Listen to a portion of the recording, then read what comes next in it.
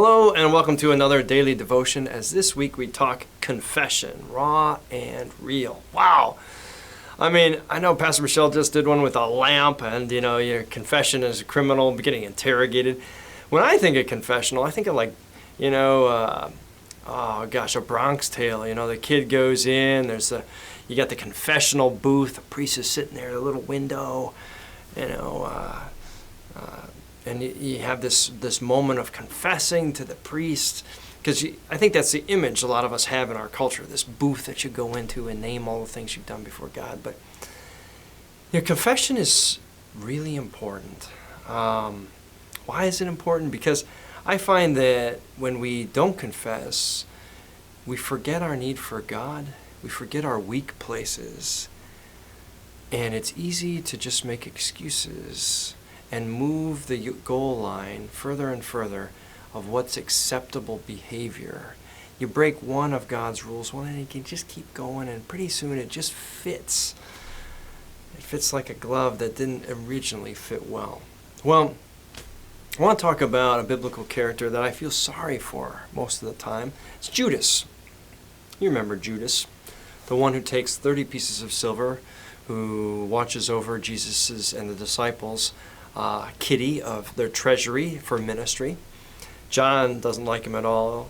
Whoever the gospel writer of John is, whether John or one of his disciples, says Judas used to help himself to that kitty all the time, and he wasn't a real, genuine disciple. But that's not how Matthew tells the story. After Judas betrays Jesus for 30 pieces of silver, tells him where they can find him, betrays him with a kiss, he sees in the distance the trial, and he hears the verdict that Jesus is to be sentenced to die on the cross. And Matthew gives us a window that none of the other Gospels do. It says, Judas, filled with remorse, takes the money, goes back to the chief priests and throws it on the temple stairs and says, I have betrayed my friend. I've betrayed innocent blood. This guy hasn't done anything wrong. Take the money back. Let him go. And they say, hey, you're the one who decided this. You set this thing in motion. Can't take that back. It's on you. And in that moment, that bottom of the barrel moment, I wonder if Judas heard Jesus' words. It would be better for the one who betrays one of these little children, who causes one of them to sin, to have a millstone wrapped around their neck and to never have been born. Judas can't live with, he's confessed all the things he's done wrong, but he's stuck with the guilt. And for some reason, though, Judas does the same thing. Listen, here's why I feel bad for Judas.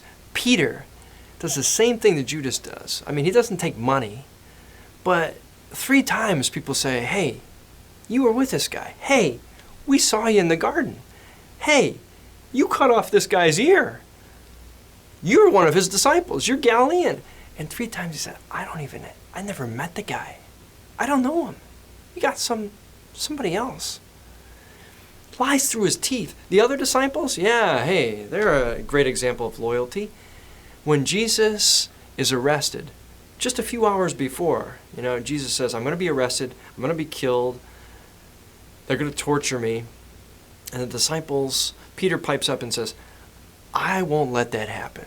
I got a sword here, we'll fight it out. And it says in Matthew 26, all the rest of the disciples said the same thing. We're not going to let anything happen to you. We got your back. We're your wingmen, Jesus. Something happens to you, we're going to go down fighting. Except when it did. And they didn't. So what are they all doing? Hiding in some locked room, upper room, scared, worried somebody's going to find out. Except Judas, who takes the money back and says, I was wrong. But the difference between Judas and Peter is, Judas, as he realizes the depth of his sin and names it, cannot fathom that the one who broke bread and said, Judas, my body be broken for you, take this. It's given to you. Even knowing what he's about to do, even knowing what he's already put in motion. My body is broken for you, but Judas can't believe that God would forgive him what he cannot forgive himself for. So a confession runs into a dead end of guilt, and he ends up hanging himself. A tragedy. Sometimes I think we're afraid to confess because we don't like to look at the mirror of what we've done, who we really have been. But I want to share with you one last thought today as you're wrestling with this idea of confession as we go into Lent. Just because you've done something you regret, something terrible, something you're ashamed of, and you wince when you think about it, it's something you've done. It's not who you are or who you have to be. It's the power of God's grace. We are never defined in Christ by the worst things we've ever done. The cross comes with a cost, but it's already been paid. That's why confession matters, because it reminds us that this isn't free. God's done all the work.